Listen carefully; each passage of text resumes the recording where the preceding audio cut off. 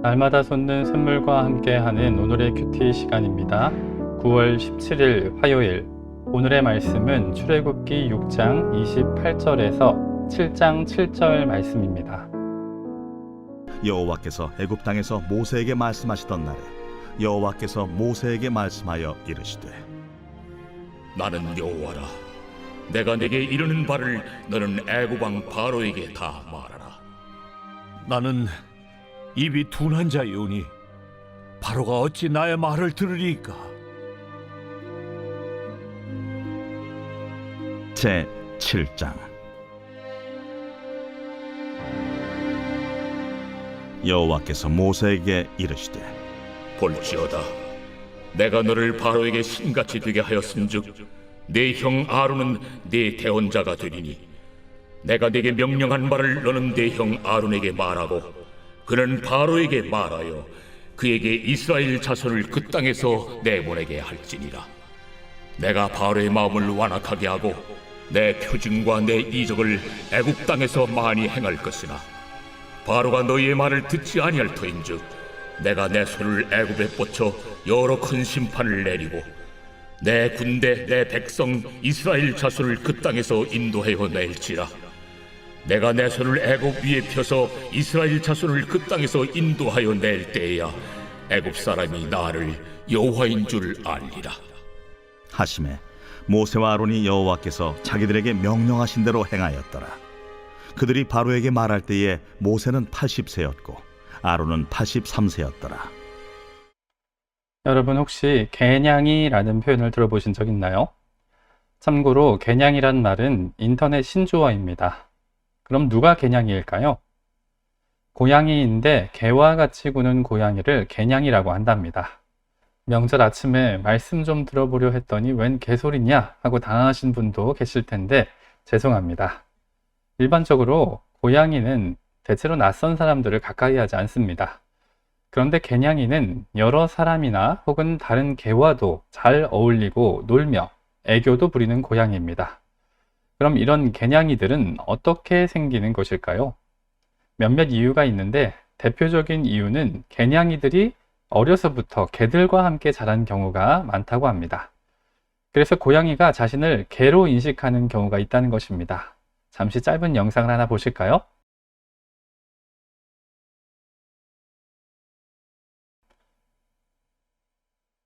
그럼 반대의 경우도 있을까요? 물론입니다.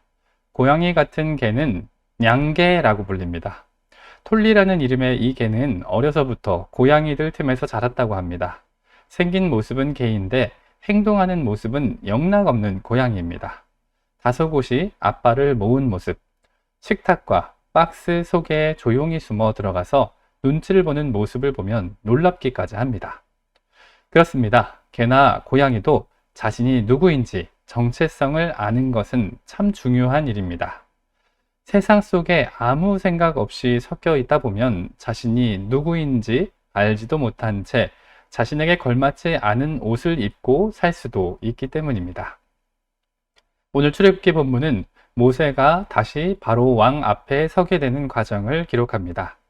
이미 바로에게도 한 차례 강하게 거절당했고 이스라엘 백성으로부터도 심하게 외면당했던 모세가 어떻게 다시 용기를 내어 바로 앞에 서게 되었을까요? 오늘은 출애굽기 6장과 7장 말씀 속으로 들어가 보겠습니다. 출애굽기 6장 28절로 30절은 앞서 6장 10절로 12절의 반복입니다. 즉 출애굽기 6장은 같은 내용을 앞 뒤에 두고 중간에 레위 가문의 족보 이야기를 기록한다는 것입니다. 하나님께서는 모세와 아론의 족보 이야기를 통해 이 두 사람의 역사적 계보와 지도자적 자질을 설명합니다. 그리고 족보 이야기의 앞뒤에 여호와께서 그들에게 명령하셨다는 이야기를 반복하므로 출애굽 사건은 단순히 지도자 한두 사람이 아니라 하나님께서 주도하신 사건이라고 설명하시는 것입니다. 그럼 지금 모세와 아론은 어떤 상황일까요? 그들이 어떠한 상황이었기에 하나님께서는 반복해서 당신을 소개하시며 바로에게 말하라고 재촉하신 것일까요? 우리는 적어도 모세와 아론이 몹시 불편한 상황이라는 것을 짐작합니다. 그들이 하나님의 명령대로 바로에게 말했더니 바로는 9가지 몹쓸 열매를 맺었기 때문입니다. 바로는 기존에 주던 집까지 제공하지 않은 채 날마다 동일한 벽돌 할당량을 채우라고 명령했습니다. 심지어 때리기까지 하면서 말입니다. 그리고 이스라엘 역시 모세와 아론을 원망합니다. 우리가 바로의 눈에 미운 털이 박혀 죽게 하려 한다. 여호와는 너희를 판단하시길 원한다. 라고 소리치며 이스라엘은 마음의 상함과 가혹한 노역으로 모세의 말을 듣지 않는 상황이었습니다. 즉 모세와 아론은 자신들만의 힘으로는 도저히 이 난관을 해결할 수 없는 상황이었다는 것입니다. 특별히 10절의 모세의 고백은 그들의 마음 상태가 어떠한지를 여실히 드러내고 있습니다. 나는 입이 둔한 자이오니 바로가 어찌 나의 말을 들으리이까. 얼핏 들으면 극도로 겸손한 표현 같기도 합니다. 하나님을 탓하는 것이 아니라 자기 입을 탓하고 있으니 말입니다. 하지만 사실 모세는 따지고 싶었을지 모릅니다. 하나님, 이렇게 만든 것은 하나님이시잖아요. 저는 그냥 시키는 대로 했습니다. 제가 뭐 그리 잘못한 게 있나요? 하나님께서 말하라는 대로 했더니 이게 결과가 뭡니까? 그리고 사실 제가 누누이 말씀드렸지 않습니까? 저는 입이 둔한 사람이라고 말입니다. 이런 제 말을 바로가 왜 듣겠습니까? 조금 경박하게 표현해서 죄송합니다만 아마도 모세는 이런 심정이었을 거란 말입니다. 이때 7장을 보면 이에 대한 하나님의 응답이 기록됩니다. 하나님께서는 그래도 바로가 말을 잘 듣지 않을 거라고 합니다. 그가 마음을 완고히 하도록 하나님께서 그대로 내버려 두실 것이기 때문입니다. 완악하게 거부하다가 심판을 자초하여 하나님의 표징과 이적을 드러낼 것이라고 말입니다. 다만 하나님께서는 모세를 위로하십니다. 먼저 모세가 바로 앞에 신같이 되게 하였다라고 합니다. 특히 이를 과거 형태, 완료 시제로 말씀합니다. 이미 모세 너는 바로 앞에 신같이 되었다고 말입니다. 그리고 모세 곁에 대언자 한 사람을 붙여주시겠다고 합니다. 모세 대신 말할 사람인 그의 형 아론 말입니다. 여기서 모세가 바로 앞에 신같이 되게 하였다는 것은 무슨 뜻일까요? 그것은 바로가 모세를 잡을 수 없게 했다는 것입니다. 털끝 하나도 해치지 못하게 만들었다는 말씀입니다. 바로가 아무리 노력하고 애써도 모세에게 이르지 못하도록 모세를 무서워하고 모세를 두려워하도록 만드셨다는 것입니다. 즉 모세는 바로를 다스리고 바로에게 영향력을 행사하며 자신의 뜻을 마음껏 바로 앞에서 펼칠 수 있게 만드셨다는 말씀입니다. 그리고 모세 옆에 대언자를 붙여주시겠다는 것은 무슨 뜻일까요? 이는 모세 곁에 동역자를 세워주시겠다는 것입니다. 모세 혼자 이 일을 감당하지 않도록 돕는 사람을 제공하시겠다는 뜻입니다. 모세의 곁에서 대신 말하고 대신 외치며 모세가 맡겨진 사역을 감당할 수 있도록 조력자를 허락하시겠다는 말씀입니다. 모세는 이제야 자신의 정체성을 깨달았습니다. 본문에 하나님의 말씀을 듣고 나서야 자신의 사명을 이해할 수 있었다는 것입니다. 그렇습니다. 모세는 사람의 일을 하는 것이 아니었습니다.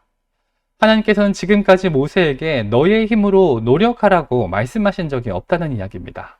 그동안 모세는 단단히 오해하고 있었습니다.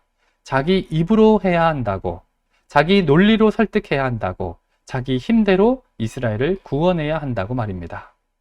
자기 자신이 무언가를 애써야 하고 자기 자신이 열심히 노력해야 애굽에서 이스라엘 백성을 구원할 수 있다고 착각했다는 것입니다. 80세가 되었지만 아직도 모세는 자기 스스로 무언가를 조금이라도 할 수 있다고 오해했다는 것입니다. 그런데 하나님께서는 말씀하시는 것입니다. 네 힘으로는 할 필요가 없다. 네 입으로 말할 것도 없다. 그냥 내가 너를 바로 앞에 신같이 되게 했다. 아론도 너의 대언자로 불렀다. 그러니 너는 내가 명하는 대로만 하면 된다라고 말입니다. 모세는 애굽의 왕자로 40년, 미디안의 목동으로 40년을 살았습니다. 하지만 이제는 자기 생각과 습관을 버려야 했습니다. 가치관도 버려야 했습니다. 자신의 기대나 희망도 버려야 했다는 것입니다. 왜냐하면 이제 그는 전적으로 하나님의 거룩한 사역자로 살아가야 하기 때문입니다. 본문의 모세는 드디어 하나님 안에서 자신의 정체성을 깨달을 수 있었다는 것입니다. 개냥이나 양계는 독특하고 신기하긴 하지만 곰곰이 생각해 보면 참 불쌍합니다. 자신의 정체성도 모르고 평생 다른 동물 흉내만 내며 살아가기 때문입니다. 그런데 오늘날 그리스도인 중에도 개냥이나 양계 같은 분은 없을까요? 하나님의 백성인 우리가 누군지, 성도가 무엇인지도 알지 못한 채 세상 속에 섞여 사는 그리스도인 말입니다. 하나님께서는 모세를 바로 앞에 신같이 되게 했다고 말합니다. 그럼 하나님의 자녀인 우리도 세상 앞에서 예수 그리스도 같이 되어야 하지 않겠습니까? 대언자와 중보자 되신 성령님과 함께 거룩한 하나님의 자녀로 살아가는 저와 여러분 되시길 간절히 소망합니다.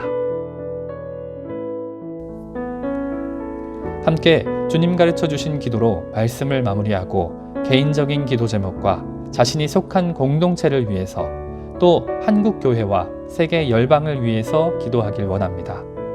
하늘에 계신 우리 아버지, 아버지의 이름을 거룩하게 하시며 아버지의 나라가 오게 하시며 아버지의 뜻이 하늘에서와 같이 땅에서도 이루어지게 하소서.